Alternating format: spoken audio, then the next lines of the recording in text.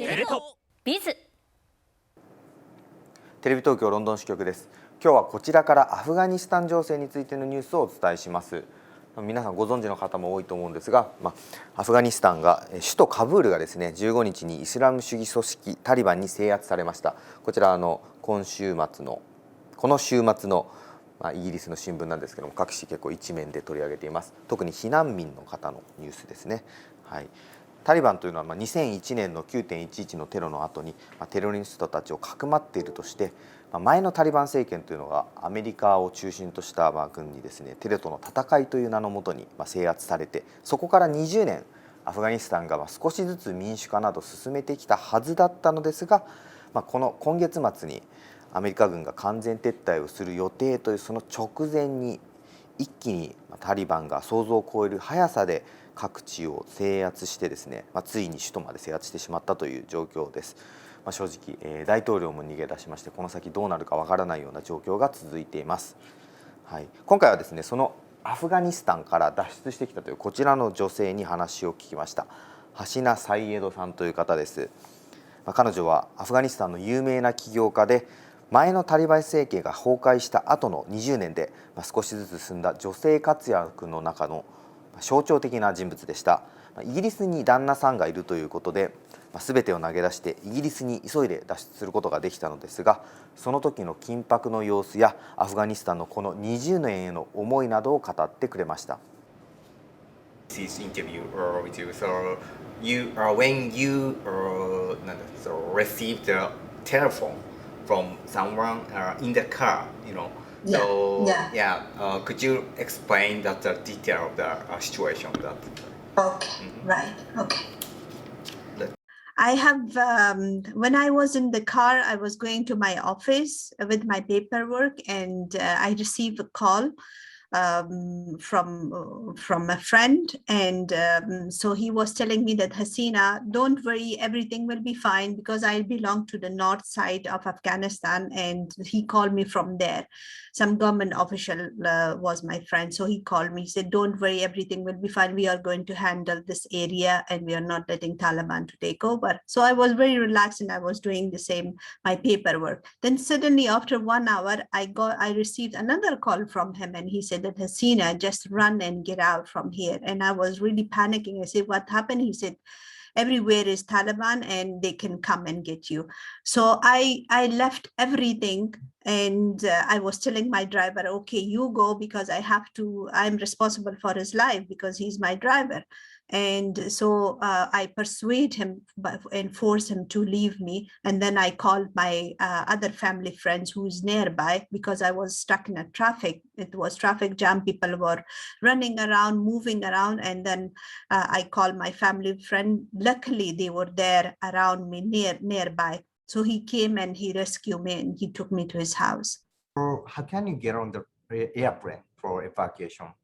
I actually, from that house, I went to one of the secure camp. I stayed in this family friend house for a couple of hours until I sought all my arrangement, everything. I did my phone calls, everything, and then I left the house to the camp, to the secure camp, where inside there was some so many Afghan like me. They were already inside, begging for help. And also then I saw UK British soldiers, which they were very, very helpful. I always say they are our heroes, and they give us more support, everything support, in every kind of support they have given to us. And then they took us to their own cars, armored cars. Then from the armored cars we went to the army aircraft. Actually, I was lucky enough because we went direct to the inside the airplane, which was British military airplane, and it was a huge, big aircraft. kids were there crying, older people, everybody, everyone was really emotionally, and it was like a chaotic moment and terrified situation at the same time. But luckily we had our British military again was there giving us bottled water, calming people down, taking the kids that if they are okay.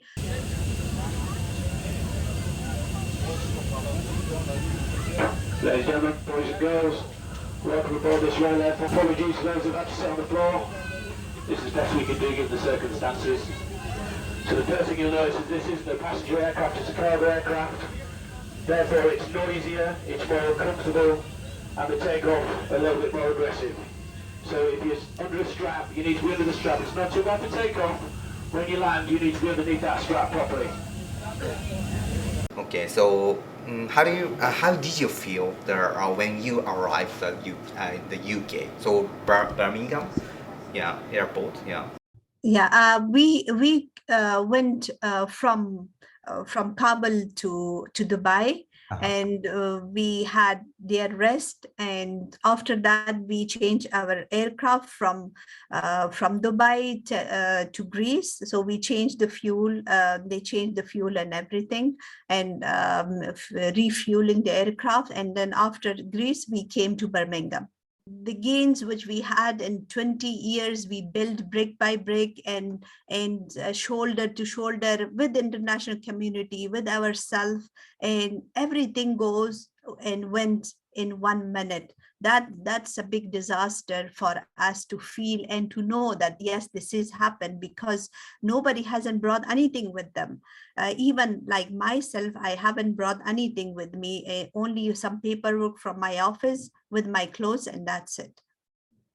So it was a very painful time, because you remember all the gains you are leaving behind. They're all about their attitude or Taliban. You know, there's the Taliban held a press conference. What do you think about their what they said about their like changing the attitude for especially women's and other rights? So can you trust them or not? I hope they stand by their promises in regards to women education, human rights, and stuff like that. But I think the time will tell.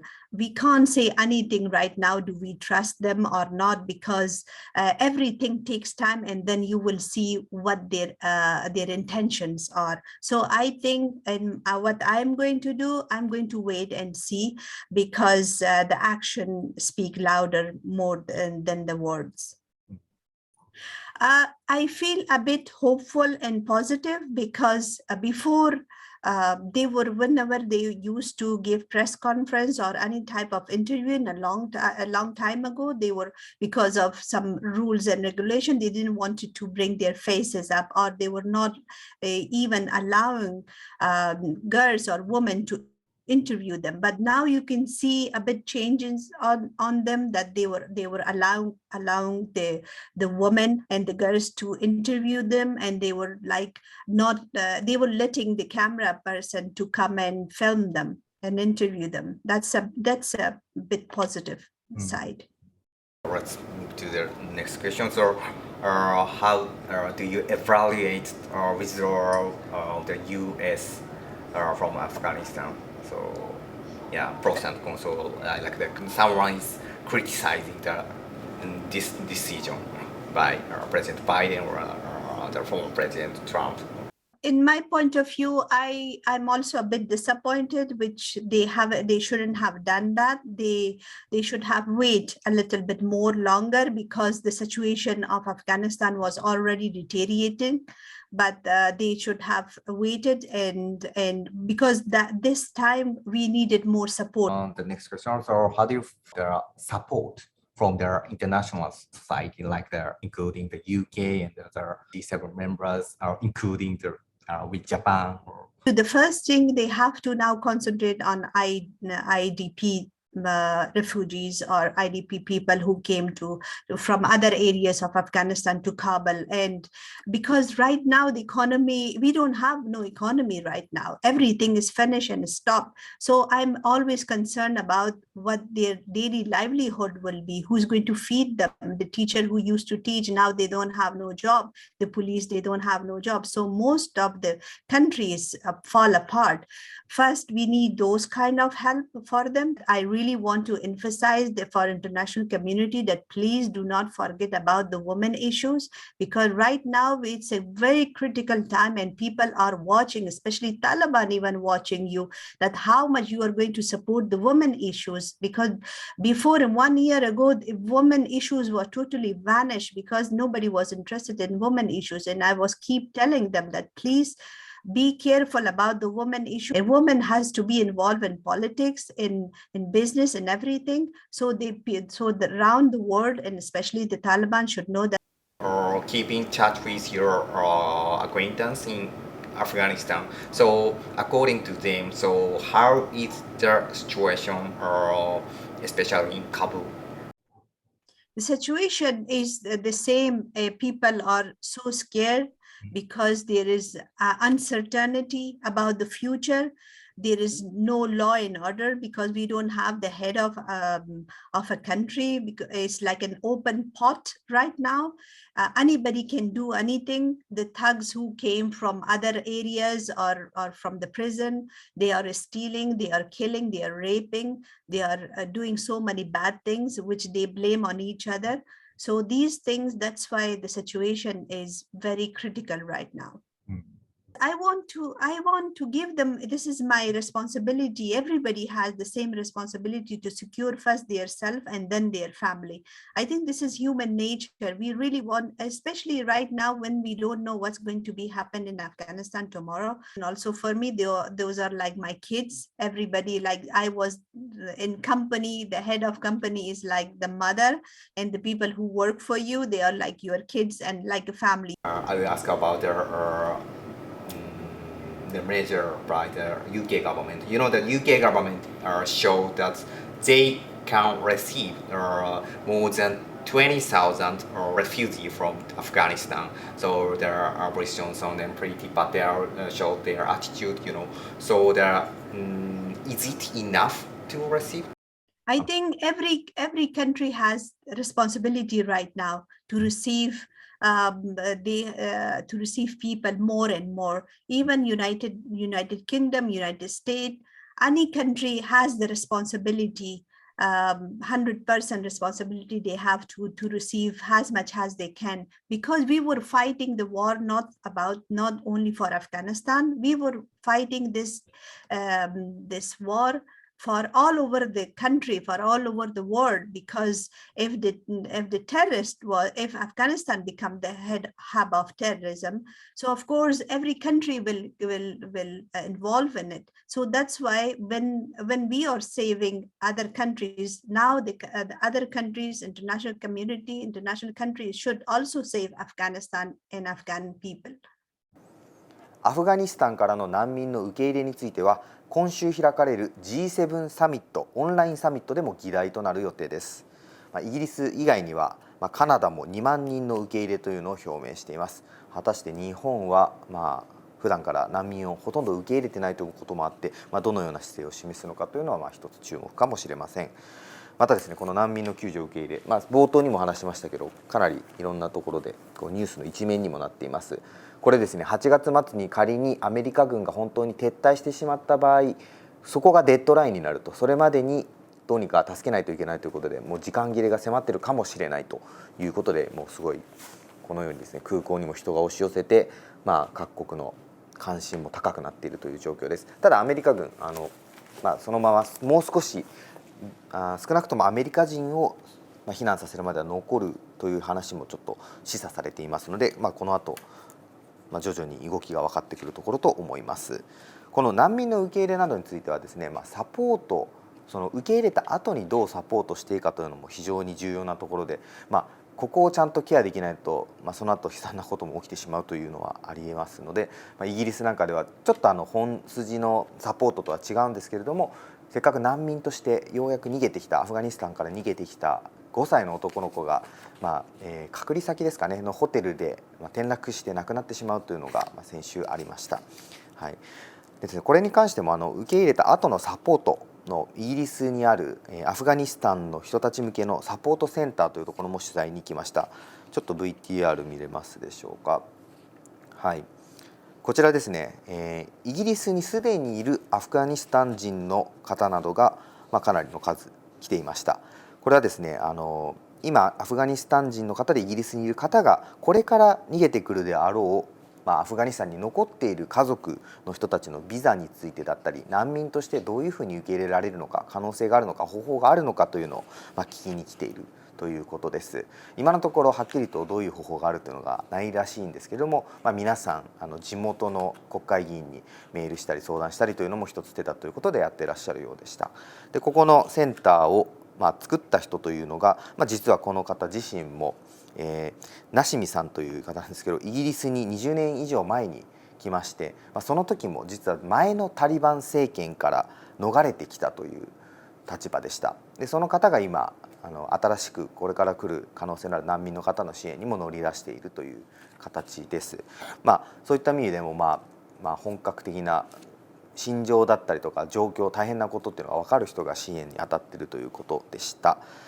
ただですね、このナシミさんの話も実は20年前の話を聞くと壮絶なものがありまして、学者だったんですけれども、家族で逃げ出して、女性奥さんだったり娘、タリバン政権は女性に対して、かなり権利を認めていなかったということもあって、不安に思ってそこから逃げ出して、一番最後イギリスに来る時にはなんとですね、冷蔵コンテナの中に乗り込んで、もう本当に命からがらといいますか必死の思いで逃げてきたという方でした。